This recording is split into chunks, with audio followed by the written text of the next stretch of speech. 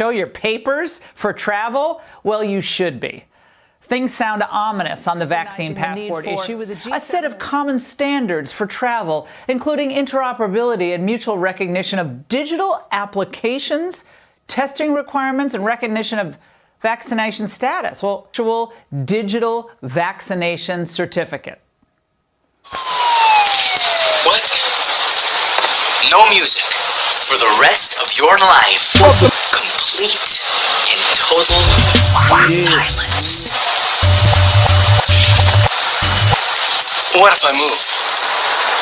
If you move, it's off.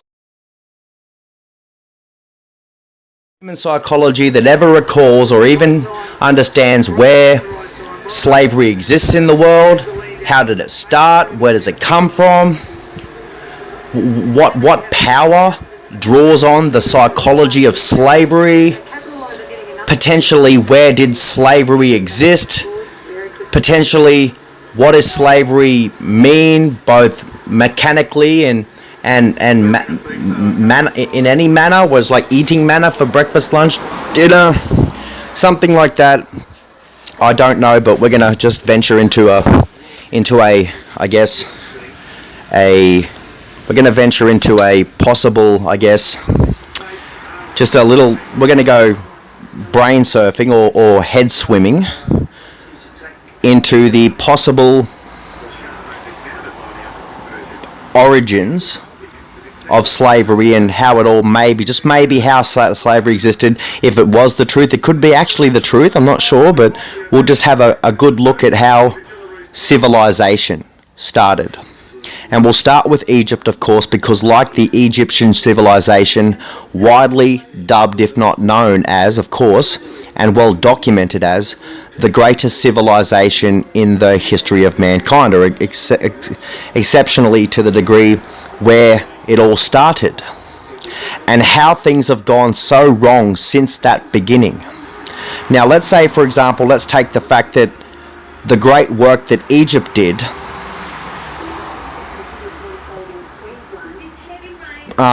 brought about the great lesson that the Israelites taught us, or the Hebrews, if you want to call it that, but then who are Israelis, or who are Hebrews, who are any Arab concentration, Palestinian or anything, Palestinian broken down in Arabic, which means Arabic. Basically, that's what Palestinian means. Arabic. You've got Lebanese, but then you've got Sudanese, but then you've got Hebanese, which is like a Hebephrenic family, or Hebephrenia. Hebanese, they could be a concentration of a kind of people with brain scanning capabilities on the human race from the beginning of time. It could be outer limits into the galaxy. It could be interdominion of itself and planet Earth with the kinds of technology that Australia has had camped since their involvement with the southern masses, or anything brought about venturing the planet Earth. Of course, Australia is a massive feat for mankind to be able to end up here after such a time where, let's say, the continents were shattered by a meteor, which is what we know as the Ayers Rock, and it broke up the world into 7 continents. Now you think, well, that can't be true, but it is true, because if you look at the size of what rocks, a kind of meteor, when meteors come into the Earth, they seem to break down and burn and deteriorate very fast and rapidly as they enter into the Earth's atmosphere. But then once they hit the Earth, if they're big enough, it creates massive destruction. And in this case, it would only take a rock of that magnitude hitting the Earth in such a soppy affair, or such a geographical, I guess, if you want to call it, gravitational position at the time, and in many respects a reformist view of what the world had not become yet, because like the world that was once, a world had to reform again, but then it may be reformed again, and maybe asteroids and meteor showers and things like that are so far out of control that, like meteors being so bloody massive and so fast, just like the sun in our sky, we wouldn't even understand what it is to understand a star with a tail like a comet. But then it looks like the sun itself is one massive meteor passing through our galaxy with a massive star behind, or with a massive whip and a tail behind it, which amounts for every star around us, which we call the galaxy. But because we're not going anywhere, and our solar system and position is not going anywhere, we're just being swallowed up. Our life and our proximity and our position is being swallowed up by a meteor that has just encompassed us and then wrapped us in time unfolding. But also at the same time, to understand parasital life form, to understand bacteria, to understand any kind of bacteria, because nothing is possible without bacteria. Everything we see and hear and touch and taste and everything, it's all bacteria, whether it be plastic, wood, bloody metal, our tongue, our feet, the bloody everything, the particles, it's all bacteria. And like the galaxies unfolding, each galaxy or sector of the universe, like having to branch out or to cultivate any space, right, requires a kind of a breakdown analysis, given time and duration and every form of analysis in which to understand the basic kind of trends that contribute to cultivated practices, fumigation methods, and life itself. We, like many life forms before us, dinosaurs, prehistoric life, anything that we see here is a type, I guess, of a constant theme where a creator or any kind of bacteria build-up was kept within the theme of eyes, nose, mouths, ears, teeth, feet. And so here we come along, and we don't talk necessarily about genetic evolution, but then from this point on, there is no blueprint in bacteria, genetic blueprint, that would certainly watch anything from us evolve. When we look at cloning and scientific things, our greatest scientific discovery, I guess, in 104,000 years has only been stem cell cloning, and that's just like giving birth to ourselves. That's not very surprising, is it? It's not very smart and intelligent to know that you consider it the greatest breakthrough, because it just blows your freaking tiny mind apart.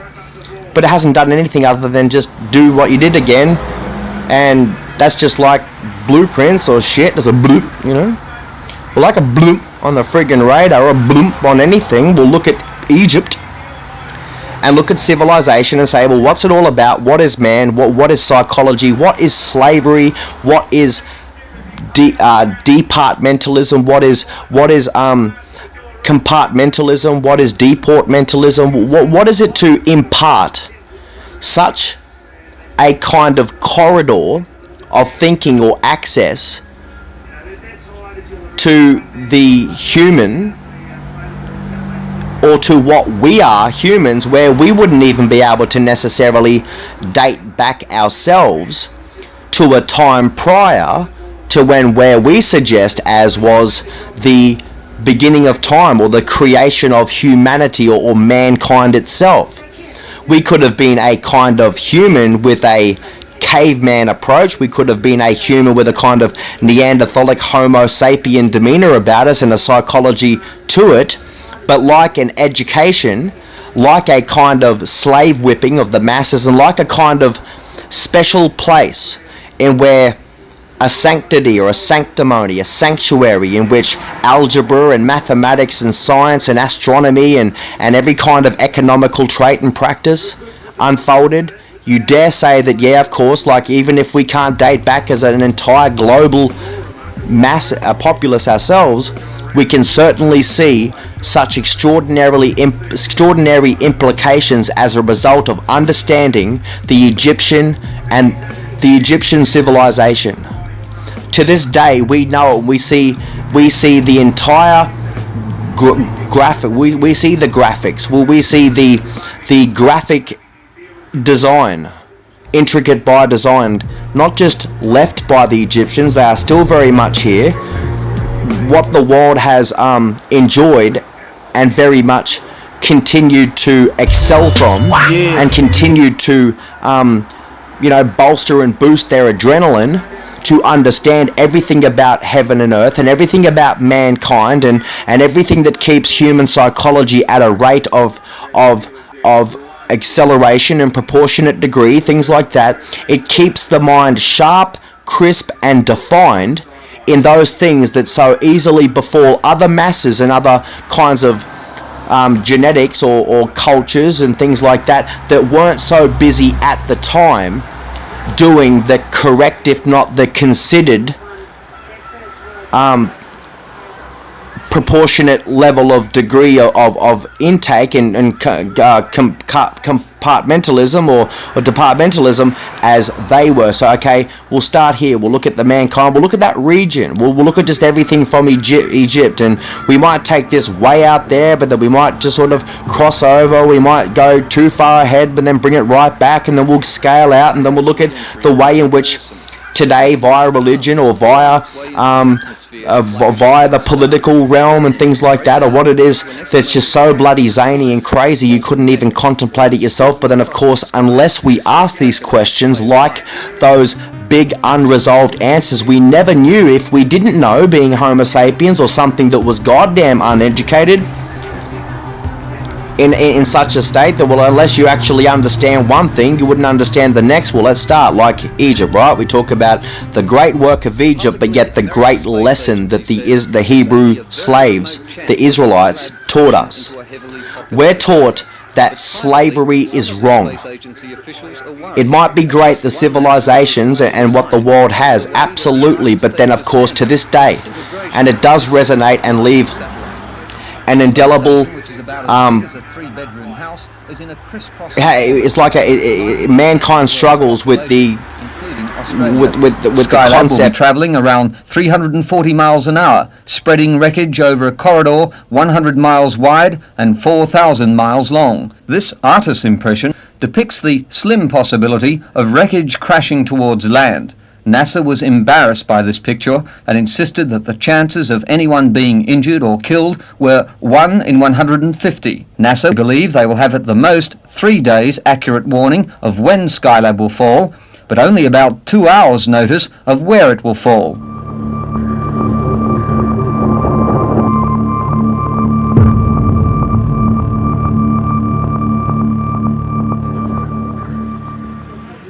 Tonight, in tracking stations across the world, in Spain, on Ascension Island, on Bermuda, in California and in Chile, men and machines like these are tracking the last days, the last orbits of the space station called Skylab.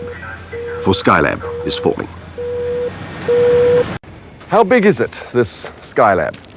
It's a bit hard to find an earthbound thing to compare it with, but as it was when it was launched, as it is now that it's in orbit, and as it will be when it falls out of that orbit, hits the Earth's atmosphere and begins to disintegrate, Skylab will be about the size of this, about as big as a railway locomotive. So how is it that 70 tons of space technology, an object as big as a locomotive, is floating around in space out of control and about to make a fiery return to the Earth that launched it 6 years ago? That story goes back to 1973, to the beginning of Skylab's space odyssey. Evolve from slavery. Mankind has a difficult position in which they find themselves on every major level of society, whether it be political, religious, scientific, social, whether it be in the household, whether it be in the school, whether it be in tertiary degrees, whether it be the level of vocational access in opposed to the way in which we valedict each other via what we learn. We're constantly enslaved in many respects, every branch of knowledge and whatnot. Well then, we call them the Hebrew slaves and they call themselves the Hebrew slaves. But like the Egyptian civilization were the greatest civilization, you might as well stop and start and think about, well, just consider for a second, don't give too much glory to the so-called people that are in the very proximity of the promised, purchased place of, in a portfolio of landscapes under the reign of the Egyptian Empire or the Egyptian people as the only people that were subject to what the Egyptians did to them. Let's say Egyptians perfectly designed it that way. But let's just see that everything contained within and between both Egypt and Greek and the Roman Empire and everything in between, and Germany no longer there anymore, they just sort of had to retreat, or they did or they didn't, I'm not sure. But then what is it to understand? Well, the people that are actually in Israel might as well just be a people, like a common meeting ground, that were like a personified cover-up of a massive problem that did occur, ladies and gentlemen. Or a massive problem where the existent Hebrew slaves to this day are still unaccounted for. What does it mean to be Hebrew? What does it mean to be an Egyptian empire having already canvassed the whole world? What does it mean to stretch all the way to Cambodia and everything but through it? Like the whole trail from Iraq or Saudi Arabia all the way through to Bhutan and Thailand and all the way over to Cambodia or Vietnam. Let's just say that psychological capabilities on slavery is so enormous that even in the beginning, if you didn't know where they left after they left, you would have some way to know what state they were in prior to their escape. God talks about the beginning like the reign of God, as Adam and Eve being naked with leaves over their genitals. That's how they were, and that's probably the only way they knew how to clothe themselves. What does it mean to have access to a massive channel like the Red Sea? What does it mean to have access to an Indian country, the Indian people, the Indian masses, where they perform slavery and on their people, and they maybe just gave a type of people to the Egyptian civilization as a donation or as a volunteer reward, or a people used for slavery, and they didn't mind it, because that's what India were doing too. Remember, I'm not trying to go too far and say this is exactly what happened. We're trying to draw an idea of maybe, whereas all this Hebrew slaves or these Israelite or Jewish people, well, Jewish people aren't enslaved. Jewish people aren't nobodies. Jewish people are very much educated. Jewish people are very much powerful. Jewish people have very much substantiated global territory and global influence.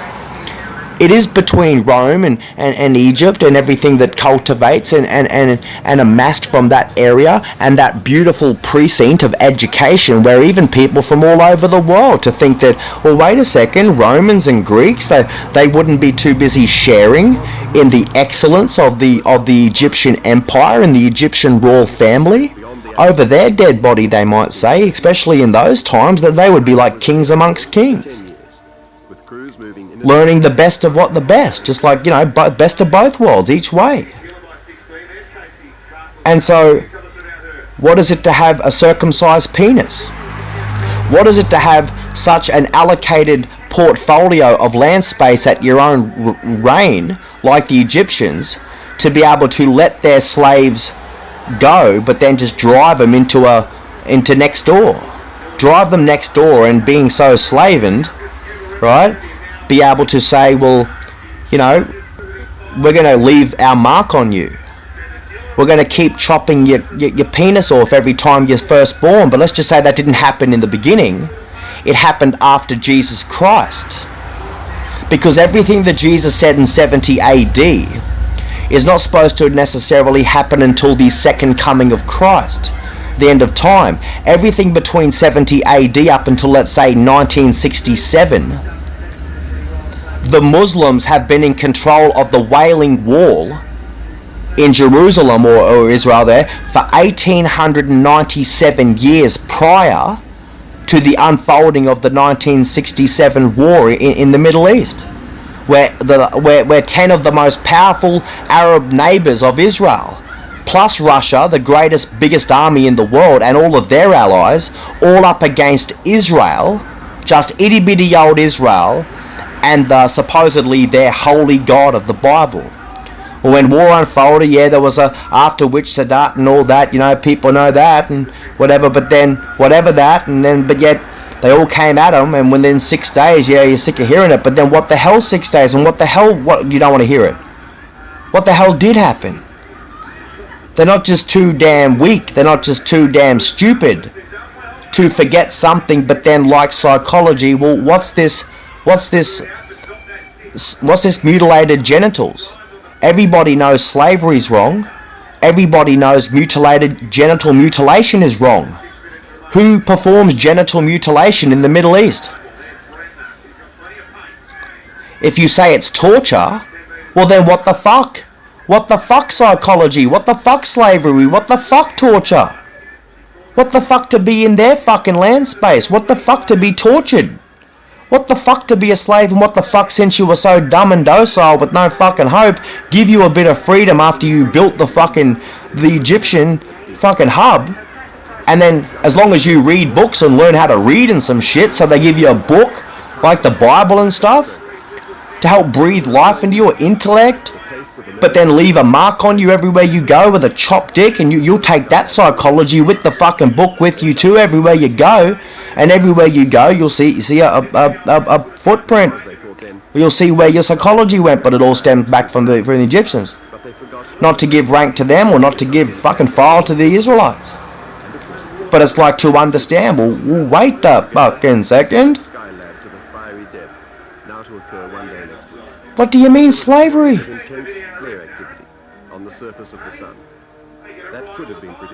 What do you mean slavery is wrong? If it's just so wrong, then why were they torturing them for 2,000 fucking years? Well, why were they so fucking tortured? What is this shit about after it's all over that the Egyptians like to claim, and all the friggin' Islams in the world? Oh, you know, we are the true God. That's not true. It is not true. You can't stand back in the face of history because, like the Israelis and like the Europeans, we don't talk about European fucking history. We don't even talk these days about American history, Great Britain history, Australian history. We don't talk about fucking Chinese history like it fucking outweighs everything in fucking Egypt and Greeks by 10 fucking times. We don't talk about that. Not enough, of course, in freaking history. But then, you know, where we stands from, whatever, aren't we just, we look at it, our Dreamtime pictures, they're so awesome at artwork, see how awesome we are, whatever the fuck we all learn from each other. Look at our television, you want a fucking piece, you want a screen, you want a piece of square frame, or a rectangle frame to create some wonderful, colourful fucking things that makes my fucking mind boggle at the fucking dream, the Technicolor fucking dream code going on in it. Look at this fucking piece of artwork, you might fucking say television, you're like, oh, fucking wow.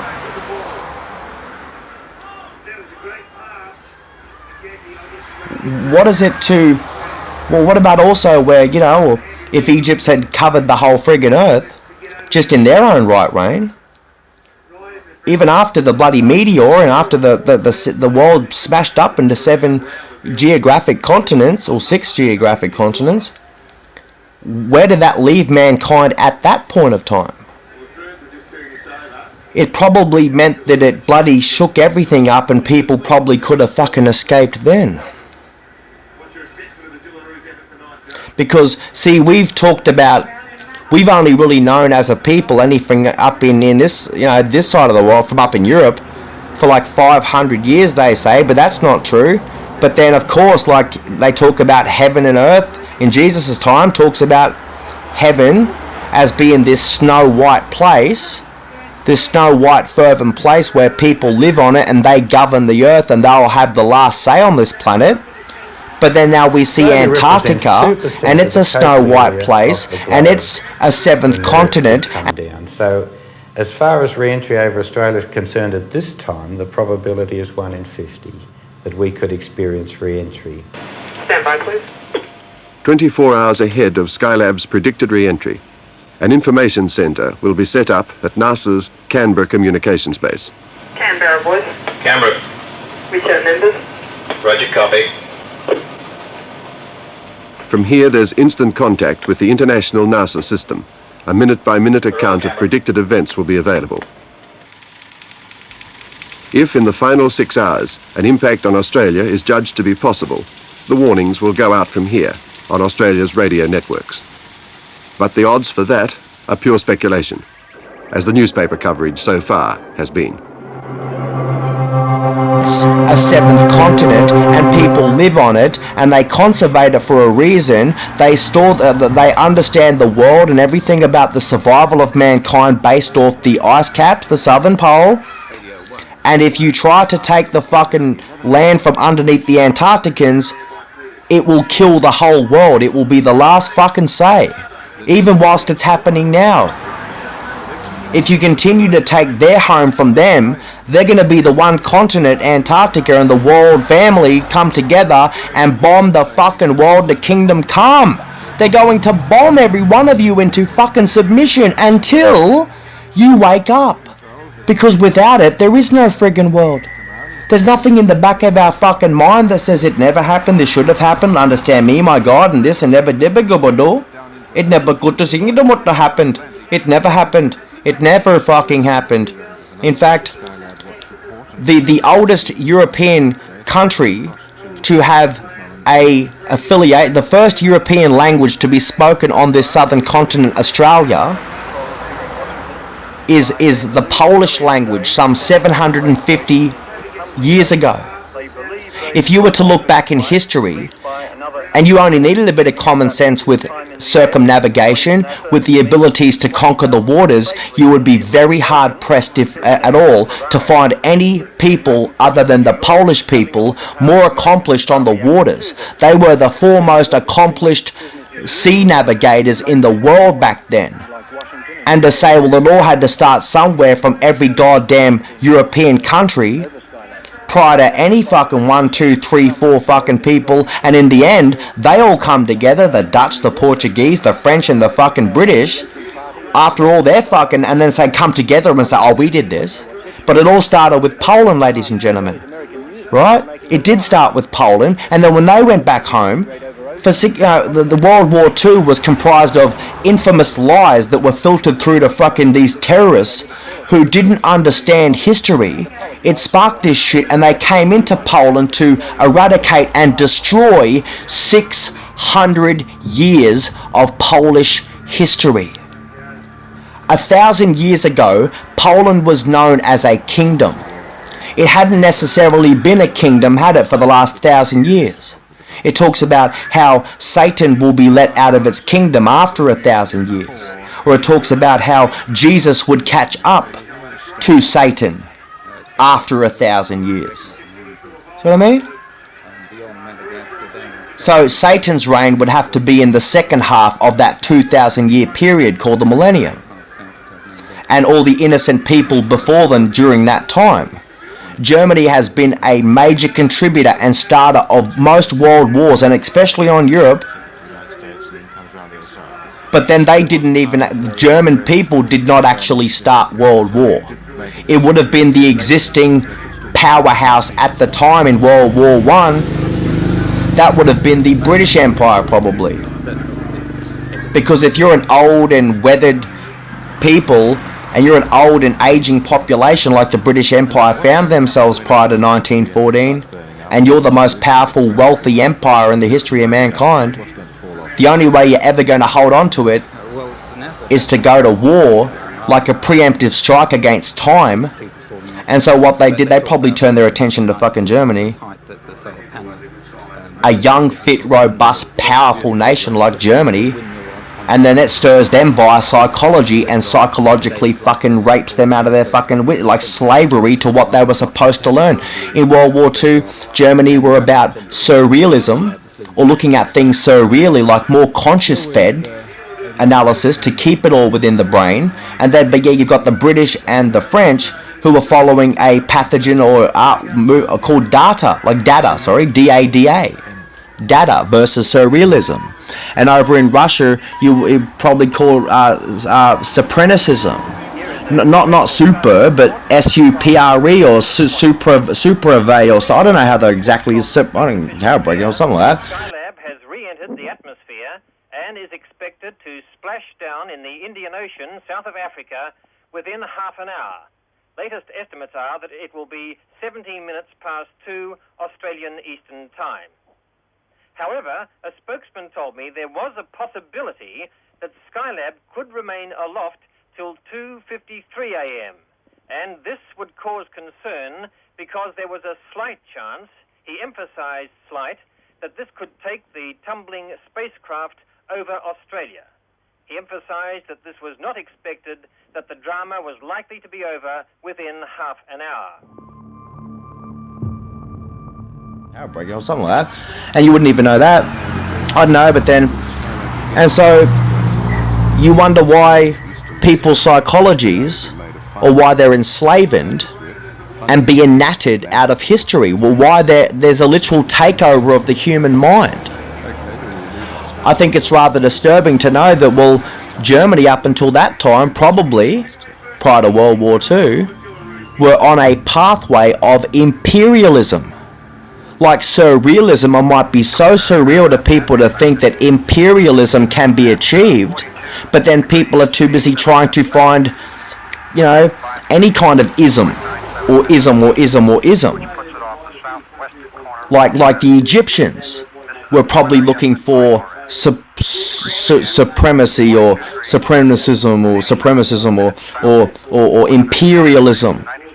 Maybe the Germans learnt that greatest lesson from the Egyptians and kept that shit for themselves so long, or, you know, attained it, because Germans are such great contextualizers with mathematics and science and astronomy, that what was planted in them as a seed stayed there when they left their prior place of sanctity during that called Assyria, known then as Assyria, but now modern day Turkey.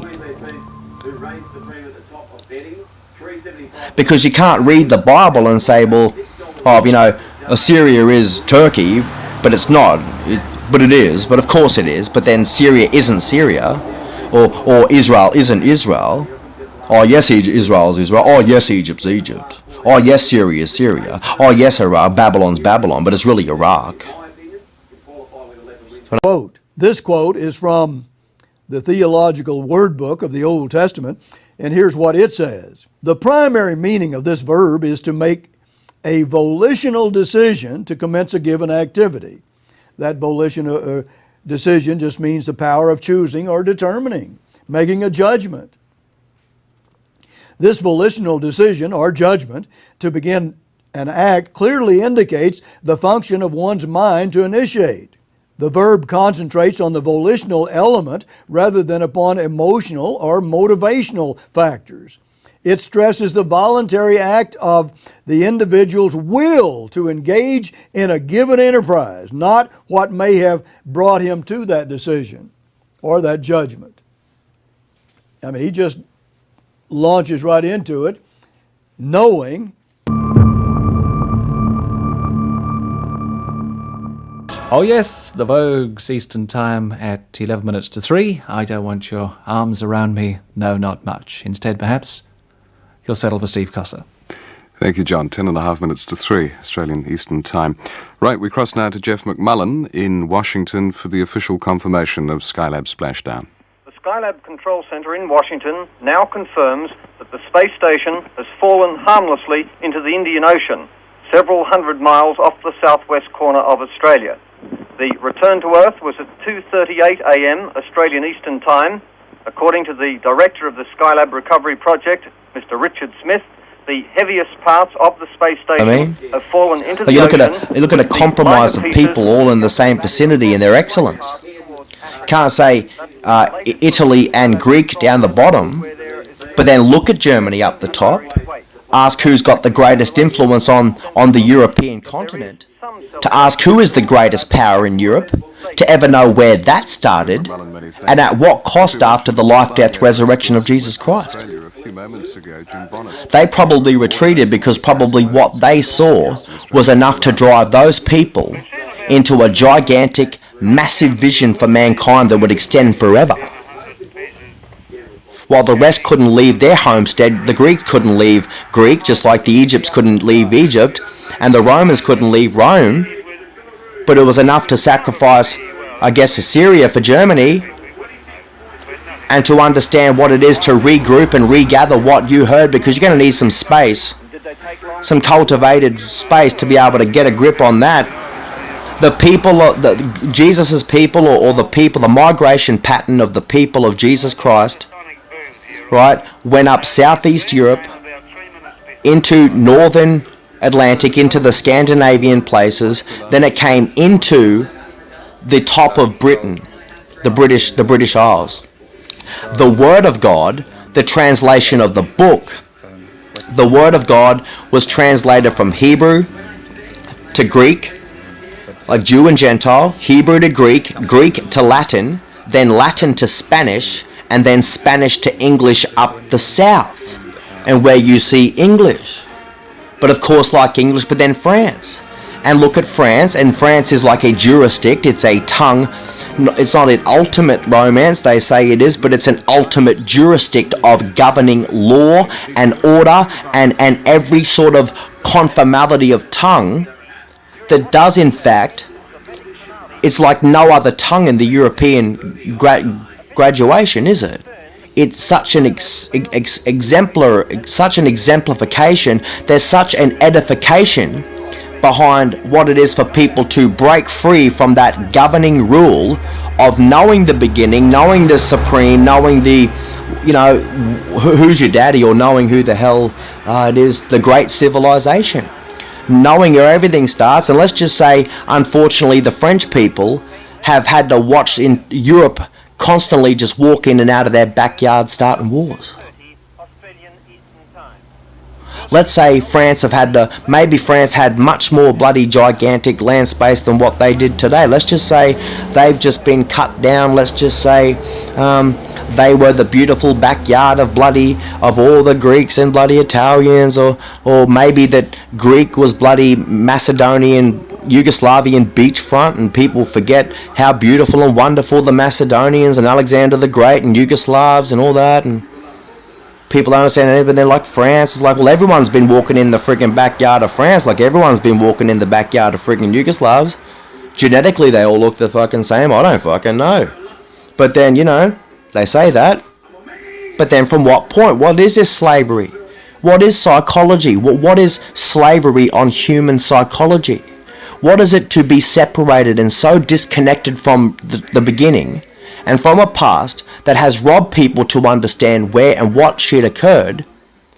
People have driven us like a religious term and a facet of God and preaching about creator from above. But then that, of course, keeps us well within our universal pathway to understanding this, because apart from us and apart from the astronomy and apart from the universe, apart from ourselves, we can do nothing. So you've got to be able to point the finger sometimes and tell people, well, can we have a conversation about that? Can we talk about this? You'll find a lot of people, like, you know, whether it's down here or up there or anything in between, people just don't want to listen. People don't want to talk. People don't want to have a conversation. They're just bogged down. They are bogged down with too much like insignificant sort of dissent. I say decency, or then, yeah, that one thing, but then dissent, not like, you know, that too, but then, see, the word discern. No matter how you get the discernment in life, it doesn't matter in religion. So long as you get the discernment and the conversation started about creation, that's where creation starts. Creation starts, but then, like slavery, the systems will rob us of it. They'll slave whip us and try to buy themselves some time by casting a preemptive measure against mankind and all the wars that go with it. The whole world shakes up, and then they'll go back to the drawing board after the war's over and start again. But then you'll see those intellectual properties, those stolen intellectual properties or stolen copyrights just unfold. And the ones that created it dead, the history of it dead, the remembrance of people dead, the pathway in which people were they had fought World War I or World War II and every major war in the 20th century, and today, trying like a preemptive measure against mankind to rob them of the truth, but not just the truth, as if it isn't important enough. You say people aren't supposed to know, but fuckhead, they are supposed to know. How dare somebody else know, but somebody else not know?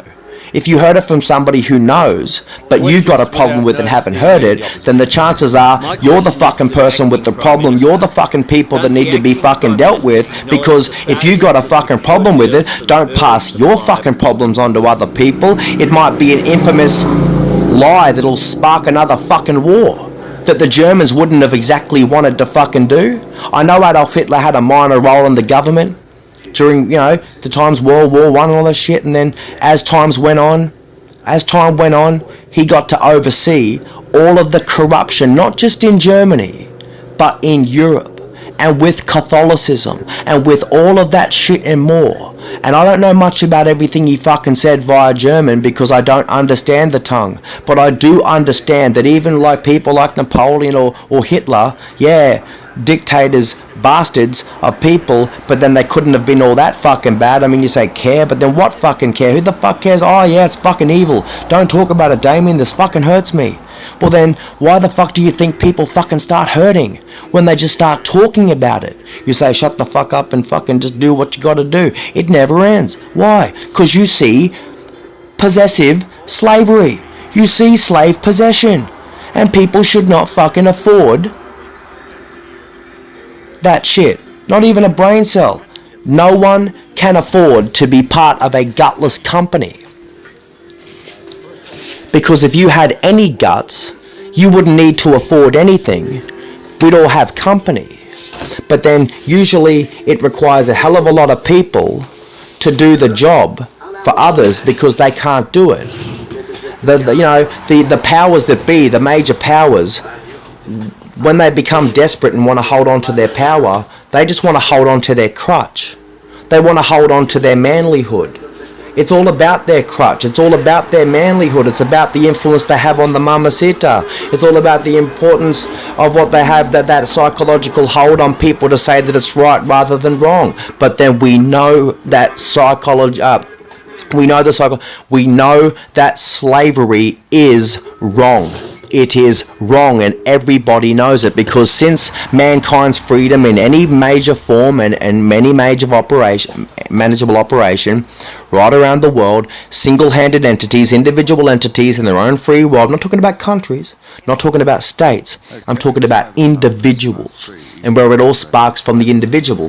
Who was the individual that started all of mankind? Who was the individual that was able to reach out and have a woman and then call themselves the start of a brink of people? What is it to be able to be a state and country or a people or a civilization or a flock of people that ever amounted to anything? And to be able, you'd find a lot of people in history trying to hold on to what they got, but like I was saying in previous passages of scripture, or through my own preaching, people need to be able to confess. And people need to be able to take the fall. People need to understand their responsibilities and their exercised restraints.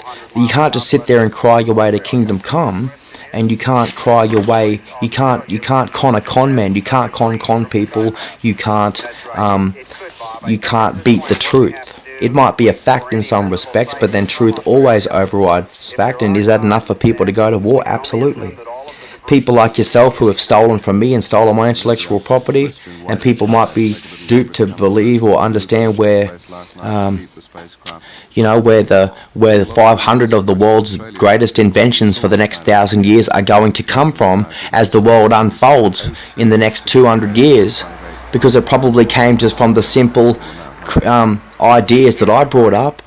And then they might like to say, he's just, we wanted to become his memory bank, so that we came from this angle up there with the satellite and everything, and we just wanted to document his memory because, it's good because what he's saying is so awesome. Well, then people forgot, I am the memory. I am the memory bank. I am the person.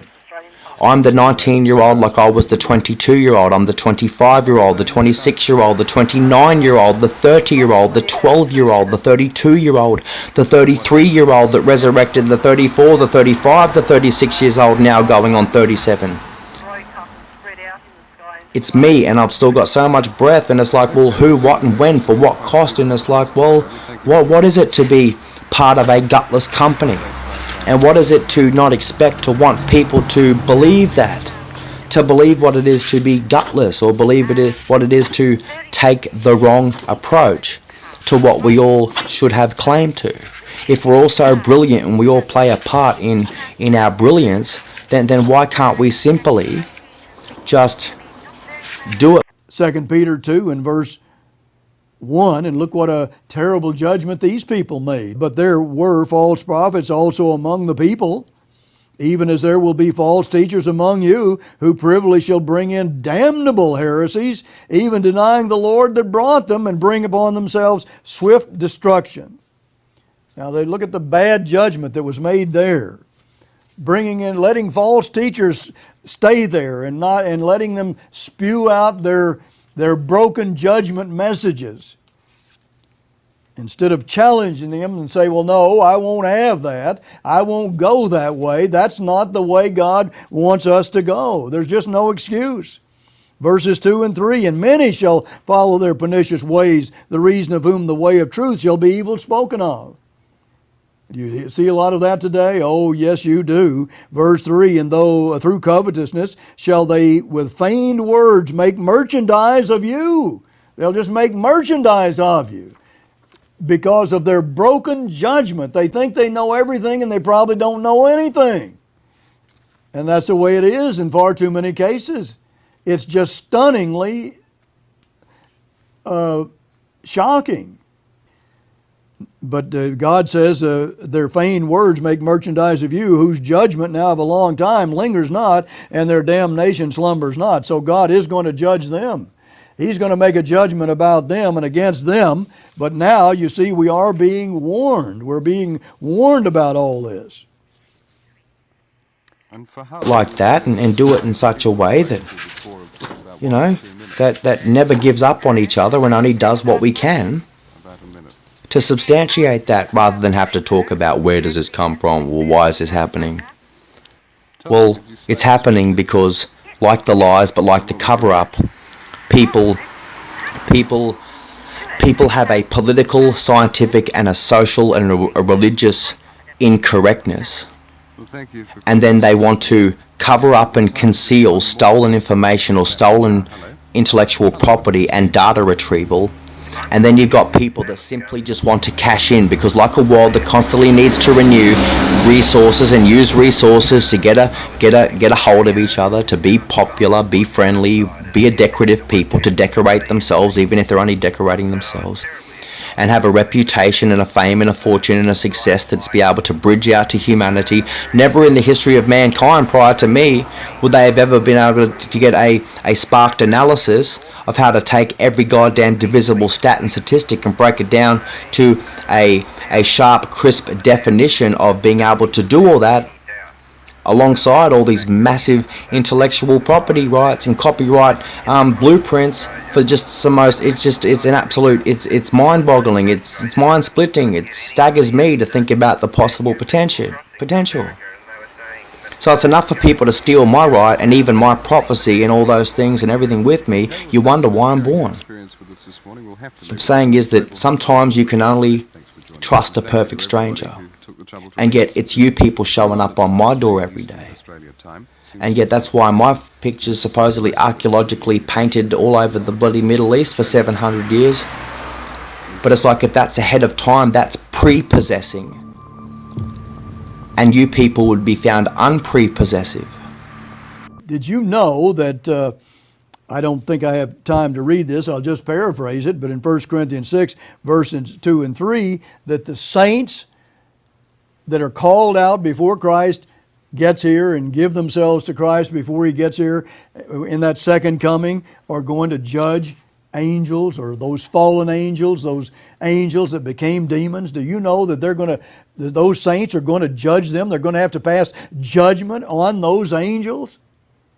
That's the kind of requirement God has for us, the kind of a challenge He has for all of us. Are you prepared to do that? Now, Satan has already been judged by the Father. You can read that in John 16 and verse 11. He's the prince of this world, and he's been judged, God says. But Christ didn't come to replace the demons. He came to replace Satan, the devil, the prince of this world, who has been judged by the Father. I mean, Satan is very active in this world, and prior to World War II, Hitler kept taking advantage of Chamberlain, and he even told Chamberlain, according to his generals, that he fell from heaven. Was that just the devil talking through a man? Well, I certainly think it was. But again, people have such bad judgment they don't understand. They have a broken judgment, and it causes all kinds of problems. But go back to Matthew 23 and verse 23 and learn the value of true judgment. It's prepossessive to be me, but it's unprepossessive to be you. So I would speak for myself. I can't speak for you, but I can speak for myself. You might be who you are, but I am who I am. And you people, it seems, needs me to shine like a light through your fake facade, your fake fucking facade of some plastic makeup. You could be a Sidonian, you could be a rhinestone, you could be a crystal without no real light. The cameo science that goes with it, the breakdown of the metric scale, the rotational shift, the spectric field, and the light at the end of it, all broken down and melted into a bloody purple affair. No one can afford to be part of a gutless company. So apart from cost-associated affordability, in addition to financial security, etc., the quality assurance or the zest of life require our zest of life, our quality assurances and all the other. It requires guts and determination, doesn't it? It requires guts and determination from a relative standpoint of pliable scientific application, like the individual creator, like the person you should be honoring and rewarding, and to continue to improve and to bolster and to defend and to fight for. If the standard was too high for people if my standard of living and the standard of sacrifice, the standard of brilliance that I produce was enough, for you people to go to do what you do to me and make me suffer, but then all these stakes involved, and you don't fight for it, improve it, defend it, thank you, you could have actually done that, then it ever proved that it was a standard too high for you people to reach, and the stakes involved. That's why you keep showing up every day. You can trust in the fact that you can steal from me. You can trust in the fact that you can possess me and I'll just keep boosting material, that you can just stand at a distance and take whatever you want from one vantage point to the next, and just come in and hope that if you stir it up like a bloody nest, you'll be able to get my brain to bloody talk to you. But he already does, because that's what he does, his individual self, having a monologue with all this stuff and creation and everything.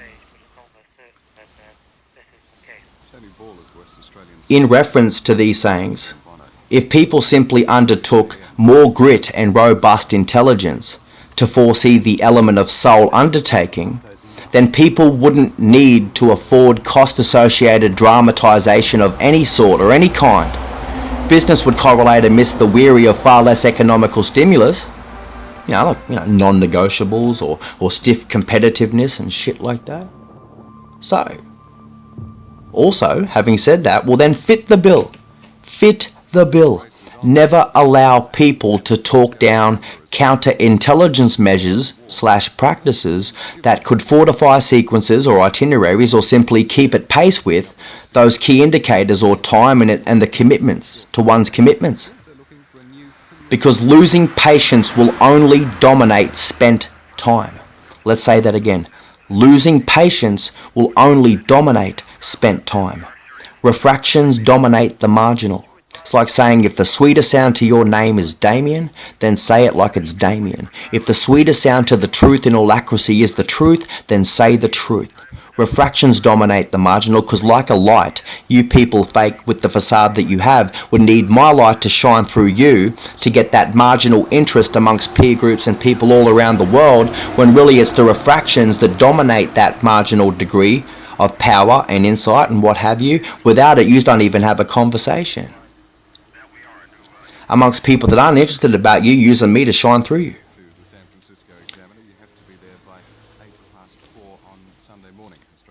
There's always primordial gain, more or less, righteous, outweighing sinful mishappenings.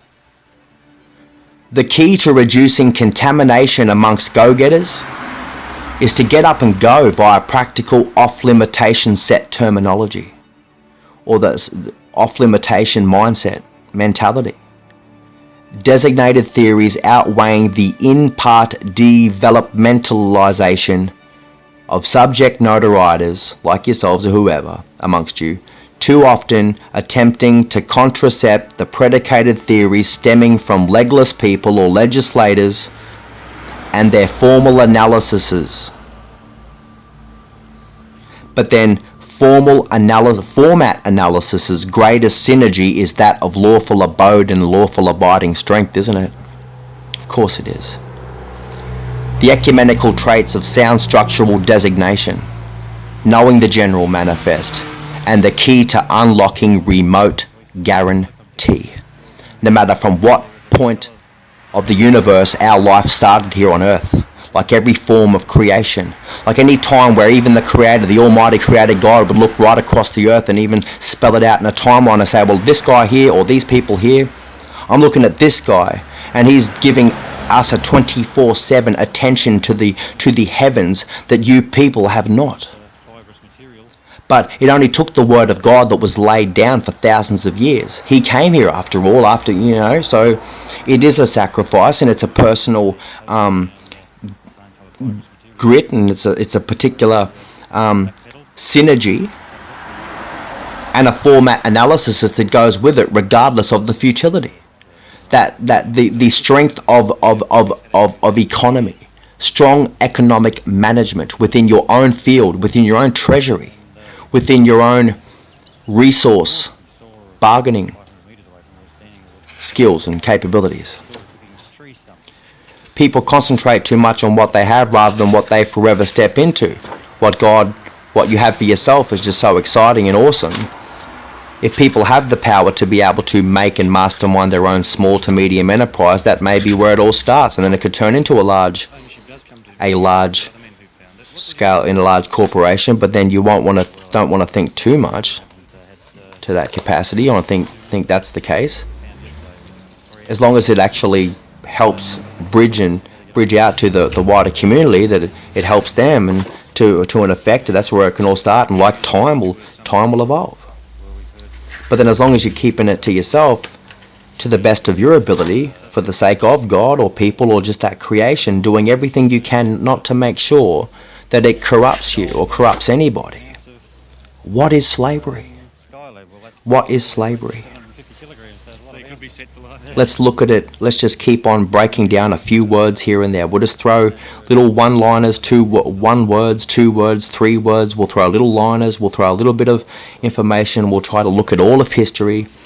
But we didn't go too far. We didn't even look at Chinese slavery on human rights issues or anything in Africa and stuff like that. I mean, it just matters not. I guess it does, of course. But then to me, in this particular realm, it wouldn't, because I'm trying to bridge, I guess, this detrimental effect that mankind has put on himself, because we are so dishonest. The accuracy of truth makes prophecy probable. Jesus Christ and his prophecy was possible because, like prophecy, like the truth, you can never break the truth. Truth is going to happen.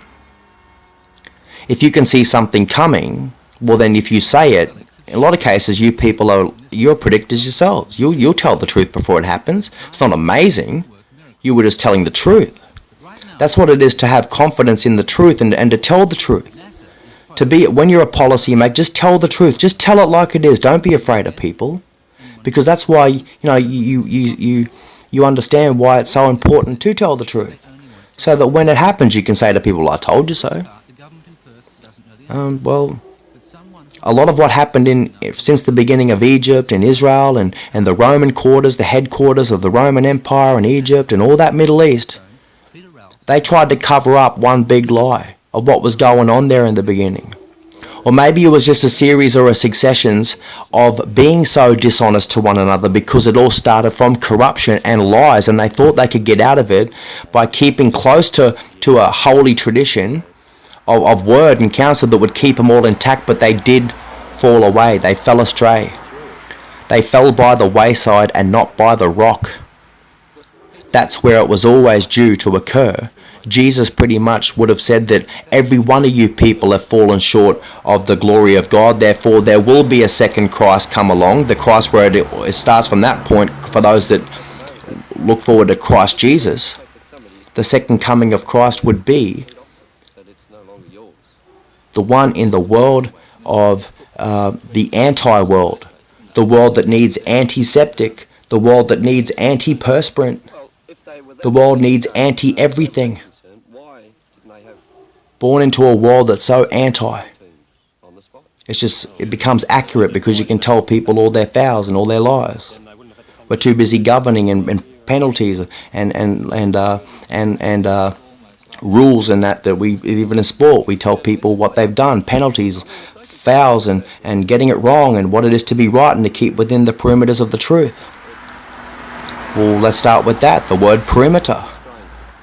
P-E-R-I-M-E-T-R-E. It's not P-E-R-I-M-E-T-E-R, is it? It's a simple word that you can get right yourself because the word meter comes from the word metric, the metric scale. The French have a metric scale, but the Americans don't have a metric scale. But then you type meter into the computer and it comes straight up with a red squiggly line. No, it's meter. M-E-T-E-R. But like, screw you, America, you don't even use that standard of measurement. Why don't you go back to your tofu and your wind chimes and leave the educated people out of it? I don't even know what quinoa is anyway. I think it's unicorn spaff and I don't want to taste it. It's probably dinosaur sprog and I don't want to lick it. So do you deal with rodeo scholars or people who just love making love to red carrots and red squiggly lines? Because, of course, people need to be allocated a certain font. People need to be IQ tested and allocated a certain font. So whatever language you read, like the language you read, and write. You don't understand one tongue from the next, but you're supposed to understand what you're doing. But even in amongst the English language and the masses right around the world, we get it so wrong. And we're too busy telling each other that it is wrong, even when we say it right. But of course it's right, but then we'll bring each other down saying that it's wrong, but it isn't wrong. Okay, so America, it isn't wrong. But of course, like where it all starts, it may be, but then okay, what it isn't, whatever. Favor, F-A-V-O-R. But F-A-V-O-U-R here, like our favor, not like favor. Like I'm a favor. I'm an individual favor. Whereas a favor, our favor, we all should share in favor. Perimeter, confinement, bold cap, hemisphere, negated purposes, negativity or negative gearing, negative gearing, universality, ecumenical insecurity, satanic-like blindness. Their blindness is satanic. People's blindness is satanic. Anything that takes away a person's greater dependence on themselves or the truth or just the honest truth, nothing but the truth. It's criminal, it's corrupt, it's satanic, it's evil. We are to eschew evil. You've got resource poverty, like mates, material, mathematics. You've got dormant fear. You've got logistical nightmares. You've got counter.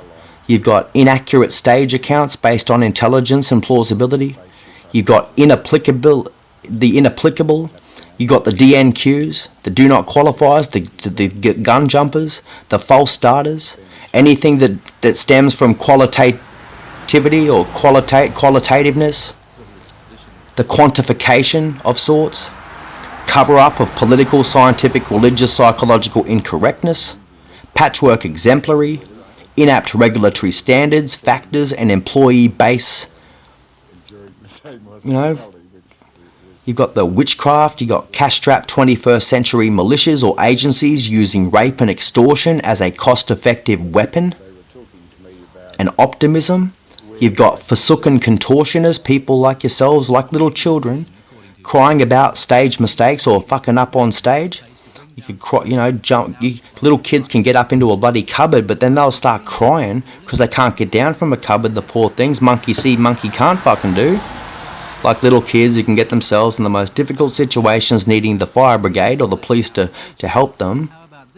Or maybe, you know, fucking columnists to fucking plagiarise, or widespread media waxing little degrees bit by bit over time, until we have the fucking big picture of their fucking crap. You got the infiltration, you got foul play doctrines, you got foul, you know, you've got doctrinaires, you got the precious, you got doggerel people, DOGGRELL, you got the inertia, you got bad people. You got disorientated, primordial dispositions, therefore a high degree of market level exhaustion, relative inferiority, bug-bearing consolidators, trying to consolidate through evil and terrorism and war and gangland crap and violence and shit. You got corrupted maturities, you've got expert criminal fomentators, you got agent provocators, fomenting criminal activity against innocent people to unmask them, whether they're innocent or guilty. They just do it. They rape, maladministration, they rape evidences based on a leeway excuse or an opportune ratio assessment postulation.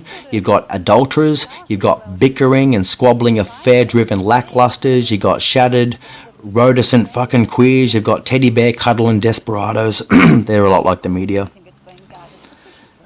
You've got bird brains, yeah, fuck, of course. You've got the weary and outdated. You've got hasten weary people. You've got the piss weak. You've got gimmicks, low budget gimmicks. You've got pimp squeaks. You've got high stakes bluff. That's what yous are. You've got disproportionate degrees of strategic capital or capital strategy. You've got ritualism.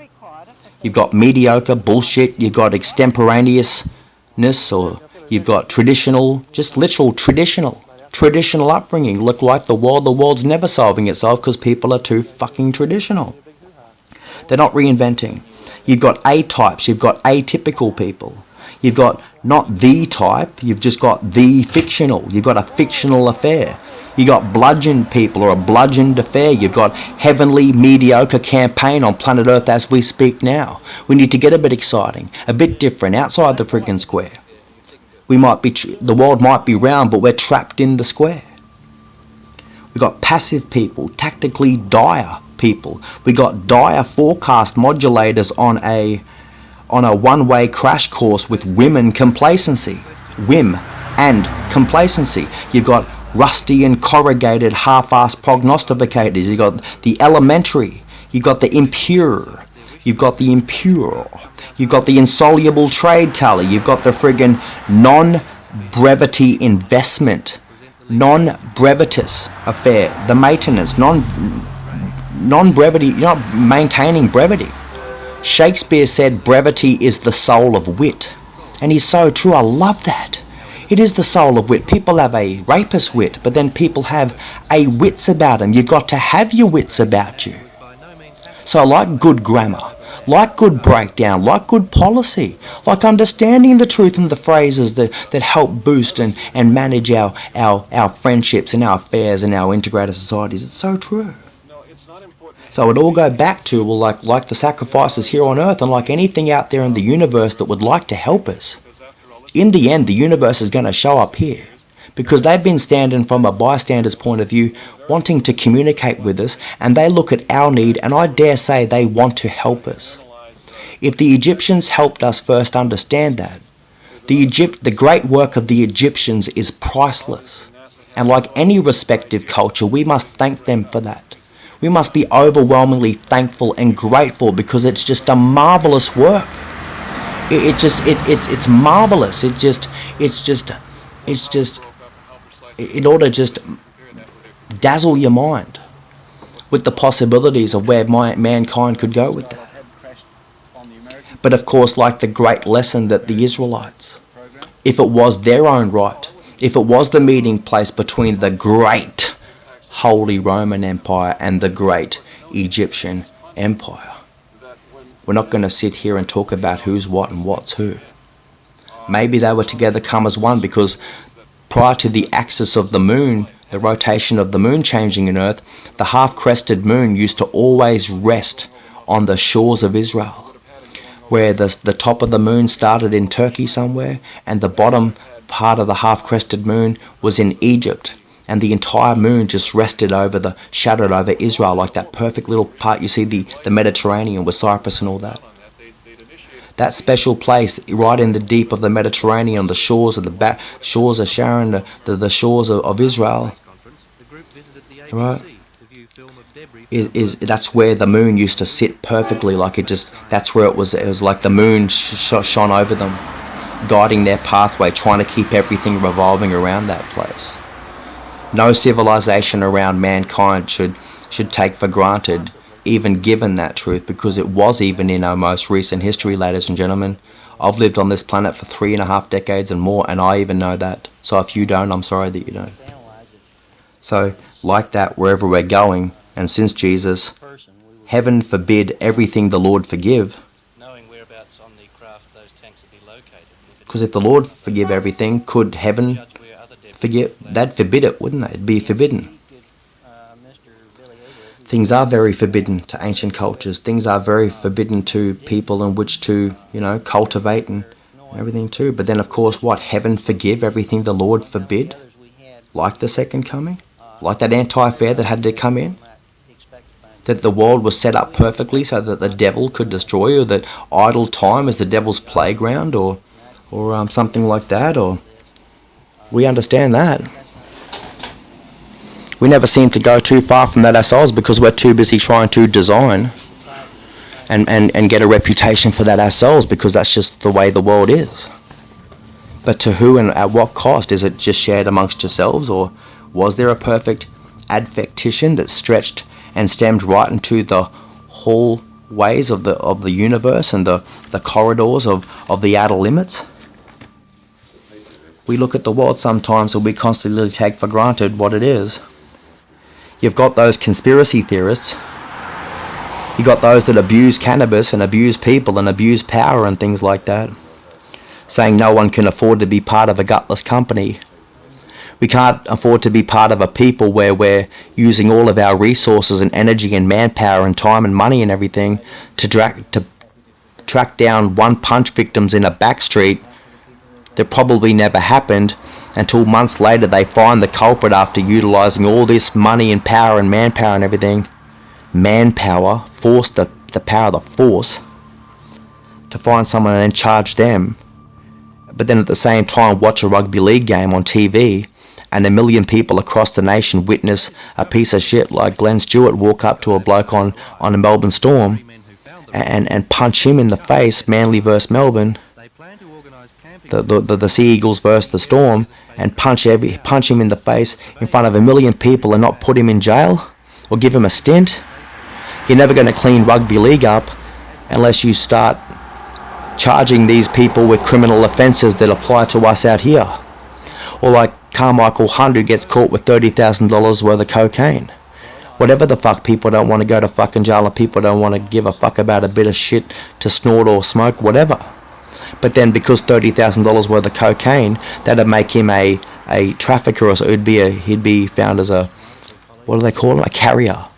A carrier, which means he could have sold hundreds of bags of that shit. And so is he not going to jail for 3 years and make an example amongst the fucking people that if you do that shit you will face consequence?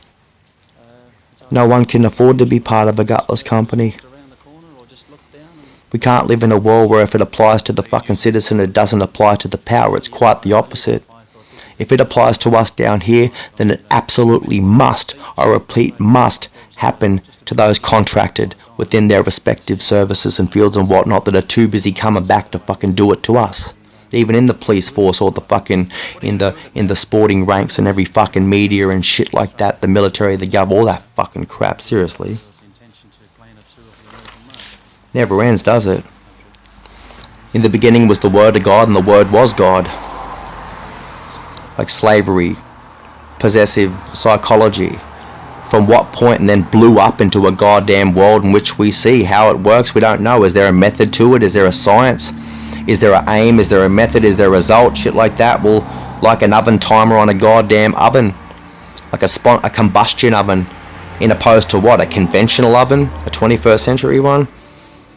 So the timer goes off, ding, there's the Word of God, ding, that's all you hear. Or a buzzer. Scientific project completed. Then the earth started to reform itself, reform the earth and the rocks and everything. The human body is made of water. It's all made of water, so then you look a bit dull and weathered in the beginning of the day when you wake up. Once you open up the blinds, you might get a bit of light until you have a cup of coffee or something, murky bloody tea, darkness, warm, form without void, you know. It hasn't started yet. Then you start to brighten up a bit, and then the light that's in you starts to shine out of you. You look $1 million then. Morning is the afternoon, just like the morning is the start of the day.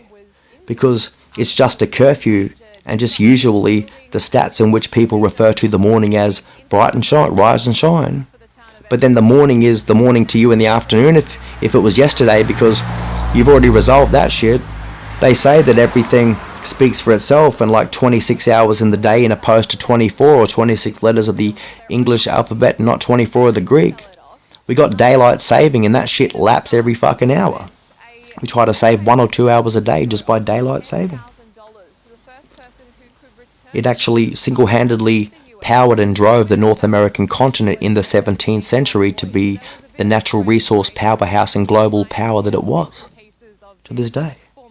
Daylight saving, invented into the United States. We blame everything on sleep, 24/7, 168 hours a week. But we can't get nothing done, but we just blame it on sleep. We can't get nothing done, but if you got something on your mind, you're restless, you wake up. Why do people just tend to go back to sleep rather than get up and resolve it, like going back to peace negotiations after being at war, but then go straight back to bloody war without it being resolved? You can get up and have a cup of coffee. You don't need to freaking have all this sleep, because some psychological method of slavery or public speaking or people around you in your peer groups probably told you have to get your sleep now, your precious bloody beauty sleep. You don't. You can survive on less, giving you much more time to get things done.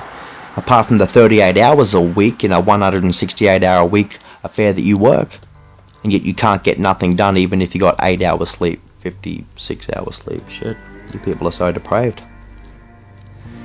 The unresolved and disturbed patterns of sleep and that. The way I see it, man, if you're asleep, play dead. But if you're an insomniac, like the old saying, dreamers never sleep. Dreamers never sleep. You could turn into a nocturnal insomniac, turn into a bloody cosmetic. And if you don't do it, like sleep being the cousin of death, it'd bash your affair and get it, you'd be gone. But you'd be so stoked to have to follow everybody else's, because you'd have settled for that. Dreamers never sleep. Winners never quit, and quitters never win. Quitters never win, and winners never quit. Yes, slavery is wrong. It's unaccepted and unwelcome. But then you've got the incredible human potential in opposed to the wretched human condition. But it always goes back to today, humanity. We've got dog barking, but then go scour what's happening when the dog barks, or what is it to understand splinters in somebody else's eye in opposed to the plank in your own? What is it to understand child supervision in opposed to dogs barking? You'll go look at that dog, you won't even go look at that dog. You won't even go look at what your kids are up to, and something happens.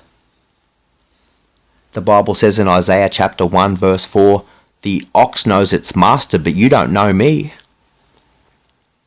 Like in India, you see oxes walking around the city streets. Well, what's the ox doing? Oh, he's just going for a walk. Well, shouldn't his farmer or his master or anyone, be worried about where he's at? Oh no, he's right. He'll just go back home when he feels like it. It's like saying, well, the ox knows its master, but you don't know me. So that's like saying that we can have less intelligence than an ox because we don't know our master, we don't know our God, we don't know our parents, we don't know anyone. Children have less intelligence than a dog. Dogs can be far more loyal and obedient and know right from wrong in opposed to children because they're so wicked and they get so desperate and so clingy and so jealous and so envious and so sooky and everything. But then at the same time they're just so encourageable, so inquisitive, so adaptable or tactful, you know. That the pathway, the rite of passage of pathway intelligence, the rite of passage of pathway enterprise.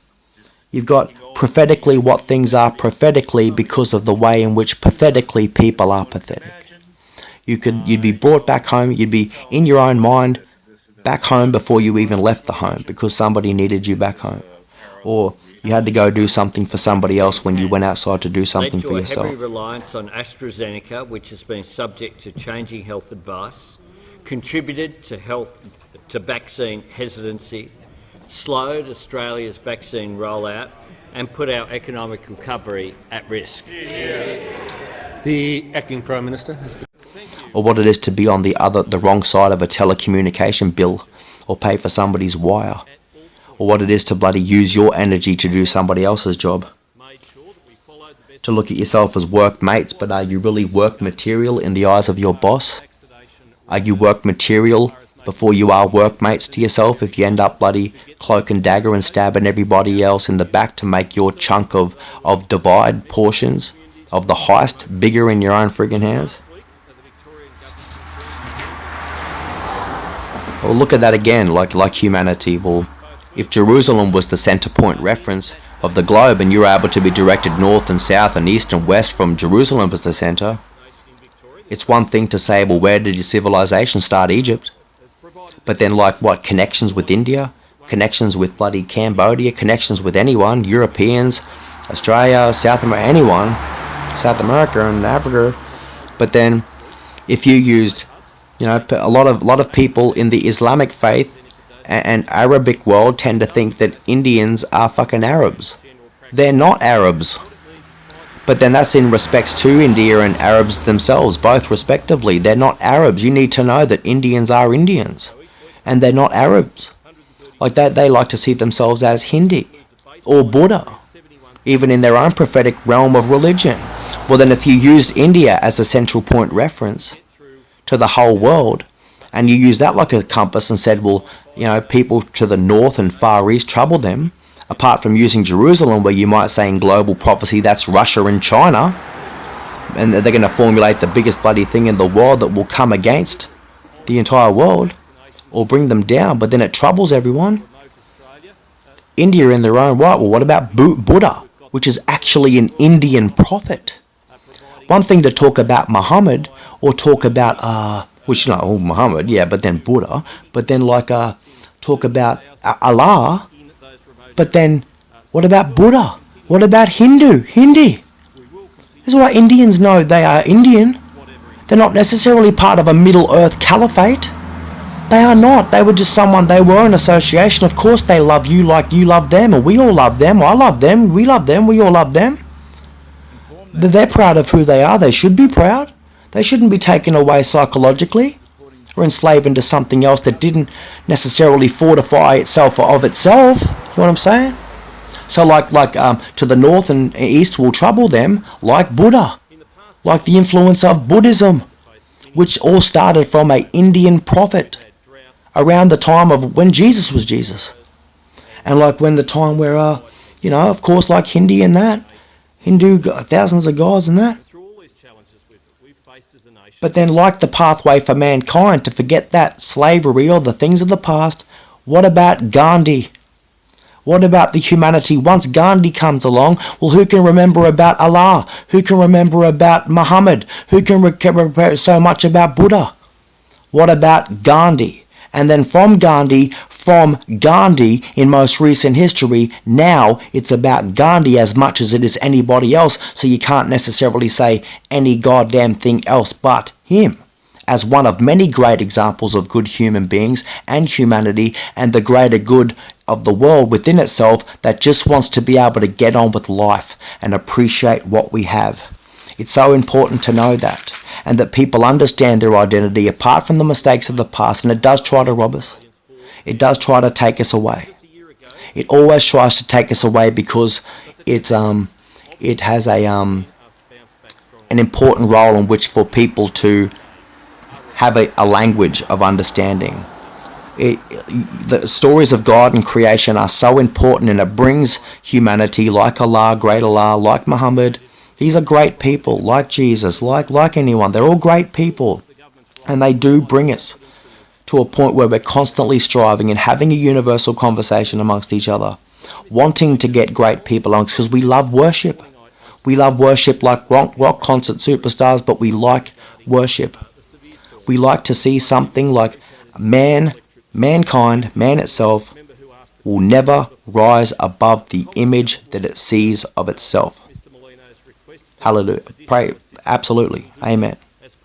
Even the business world has long ago discovered that a business will never rise above the image that it sees of itself. Like Burger King or Hungry Jack's can never outdo McDonald's. And McDonald's can never outdo Hungry Jack's sometimes, or Burger King in some cases, because it's only keeping up with the same image. Like man, we need it in order to just elevate for higher. It's so important. The incredible human potential in opposed to the wretched human condition. Instruction in opposed to obstruction. How things are depressive for people, but then yet what about suppression and what about oppression? And it all gets drawn into a mentality, doesn't it? You wonder why they call depression a mental condition. Because you say it's depression, but like suppression, like oppression. It isn't necessarily depression, is it? It's suppression for some people and oppression. Or they might be depressed, but then on a national level, like asylum seekers and people are escaping war, or just anybody on another language, you need to understand their languages to help vitalize them and bring them back to life. So that's why the Word of God through the Bible, ladies and gentlemen, bibliography, the Bible, Christianity, is not a religion like the great religions of the world. It's a book of instruction to help non-religious people all over the world, help readily identify and understand the religious masses. Therefore, if we are brought to a point of interest with people in a non-conformist view and way of, even if they've got novice English or intermediate English or not quite grasp things, you can have a conversation, and to them it can brighten their day. They can find a soul confide in you, that they will find a friend in you. It's not so much it's about friendship. It's about humanity. It's about friendship, and that is critical to know. The outer limits of sorts, those impulse magnetisms that, is it not? We don't want to ever operate outside the comfort zone.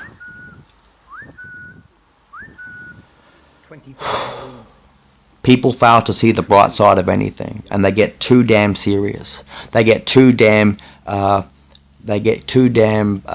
resentful, and they get too damn envious, and they fall victim to limitations. We all fall victim to limitations any time that doesn't amount to itself. It's like the governing practices that, like that bloody oven timer or something, dissolved, circumspect. We only wish we could because we're too busy trying to get it out of our head. We can't deal with it. We just want to get rid of it as fast as we can't deal with it. We get irritated with it. It becomes a bug-bearing effect, because it's not to say that you haven't heard about it. It's because people are indicative of their own evil. Evil in the respect of not understanding the negative or the positive or the negative. If you keep at parity with everything, then even like the great lesson of Egypt, and that too, of course, the great work of the Egyptian Empire, but also the great lesson of Israel, subsequent of it. And you see it throughout the world, and of course, we have a righteous place. We all have a righteous place in this world, and we have to be thankful for that. But like the psychology, where's the slaves? Where's the psychology? Is this going to continue? If we see perverted law enforcement agencies and the central powers of law enforcement and the media operating the same way that pedophiles do, and they're watching into our homes and tapping our phones and our computers and our fucking cars and bugging our cars where we go and our heads and everything, processors on us. I say processors for dogs and dolphins. They got processors that they built 25 years ago, microprocessors that are smaller than 1,000th of a pinhead. And it can be littered all over your body. They've only got to do an MRI scan in one of those scans that understand your whole body to see where those microprocessors are littered all over your body, and they can pick up a massive amount of information. If that's the kind of perverted fucking life that you think religious people have done to us for 2,000 years, because we've heard, oh, the priest has raped us, oh, but the archbishop or the goddamn Anglicans or the Catholics or the fucking even the Hindus or the friggin' the Islams and the Muslims and shit. But then you say we've got to cut that out and make them responsible. Well, then look today at the fucking enforcement agencies, and if they've only been in operation for the last 30 years and they're already looking into our homes, and they've got a celebrity rank amongst them, and it reaches out to a close-knit family of people where they think they're all so high and righteous and mighty, but it's only started right now, and the world screams for justice. The social conformity of our public and our nations, like America, like Britain, like Canada, like Australia, like Europe, of course, and everywhere else, they're screaming for justice because of what the dirty politicians, the perverted fucking politicians and the heads in the military and shit, right, and all those departments and media look like the most sophisticated sophisticated pedophiles in the world. You got to be able to have access to people in order to fuck them over. You got to have access to them and have a wonderful fucking application. You've just got to be so crazy about people and get access to them and show all this fucking extra interest in them, and constantly seek access before you can rape them and feel them and pedophile them and shit like that. Government do it with us all the time, and of course if they've tracked you and bugged you, they'll fucking do that until the point, and through provocation they'll get it all fucking wrong. But if that's only started for the last 30 years, and we're worried if that's going to fucking end up like the same it is 1,000 years from now, and we want to cut that shit out and make them responsible like some fucking perverted priest or some shit, then like cancer that grows like a fucking cluster, forget the past, look at what we got now, and we need to start cutting out the fucking cancers and the fucking perverted fucks that are in those fucking ranks right now. They are, they're fucking sleazers, and I'm not going to say they're all bad, whatever, they all got dragged into psychology too. They're brainwashed, ladies and gentlemen, like we're all brainwashed because it's so fucking fantastical. It's so fantastific. It's so fucking awesome. We think it's normal, we think it's nothing. You think you're doing your job. You think you're doing your job, but the way in which you operate with that technology is no different than psychological slavery to yourself and everybody else, forced to assess some massive creation that started from one point, right? But then where's it headed, right? You got the same access to people's lives and their children that pedophiles do. You're just on such a sophisticated fucking level, right? People fail to see that. So if we're supposed to stamp that shit out, you better remember, it's probably going to come to you too at some stage. You're going to get caught. But then, would you want to be? Would you take the fess? Would you fess up and take the full? Nah, you pedophiles and perverted people, you'd be the ones running. You'd be the ones cooking up every fucking story in the book and run away from everyone. You're the kind of people that would steal Bruce Lee's fucking wooden doll, his martial science bloody discipline bloody apparatus. But yeah, you did kill him. And you steal it just to be able to fucking rub your dick up and down it, because that's the kind of people you are. You're perverted. And you went ahead and killed his son too, Brandon Lee, in the same bloody industry called Hollywood.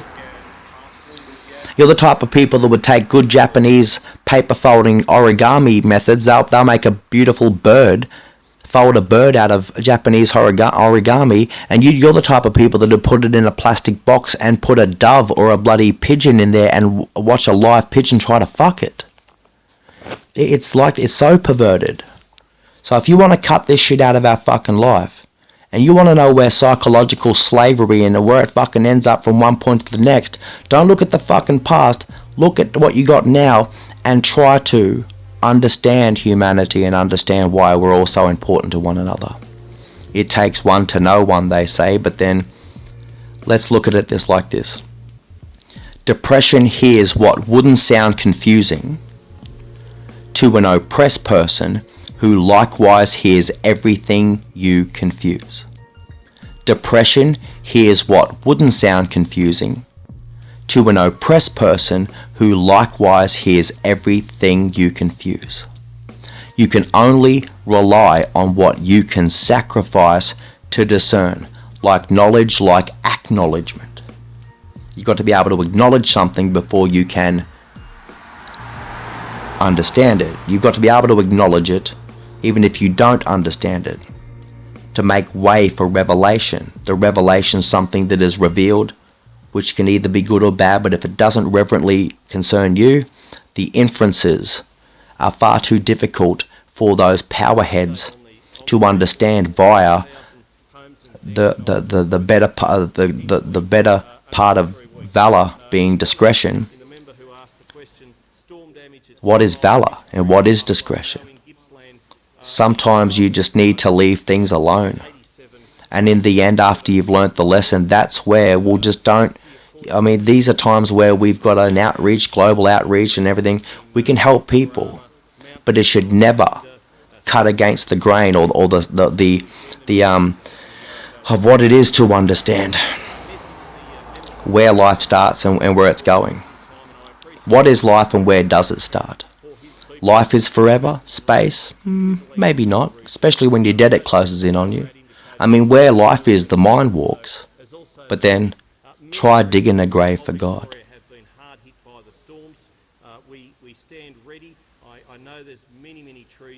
Where did it start? So we will, as a Commonwealth Government, as a responsible Commonwealth Government as always, provide what assistance is necessary, what assistance is needed, and we stand ready to work with the Victorian Government to this end. The Leader of the Opposition on indulgence. Thanks, Mr Speaker. I associate Labor with the comments of the Acting Prime Minister and also join him in giving a shout out to your electorate, Mr Speaker, but others as well, the member for McEwen, the member for Ballarat and other electorates in Victoria who are doing it tough as a result of these devastating storms. The Deputy Manager of Opposition Business. Thank you, Speaker. My question is to the Minister for Health. What is the government's advice to Australians in their 50s who have had their first dose of AstraZeneca and are yet to receive their second? And how many Australians are in that situation?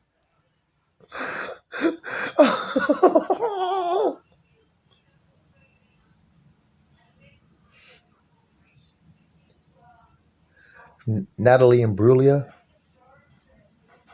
You ain't no Jackson. You're just the wannabe that doesn't look like him. And Natalie Imbruglia. You ain't Michael Jackson. You're just a wannabe that doesn't look like him. You ain't. Hey, Natalie Imbruglia. It could be someone else. I know. You ain't Michael Jackson. You're just a wannabe that doesn't look like him.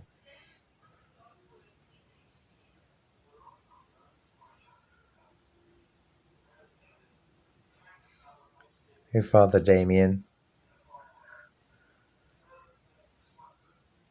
You ain't Michael Jackson. You're just a wannabe that doesn't look like him. Check me out while I'm on board my Mitsubishi Heifer. Want some milk. I know who that is.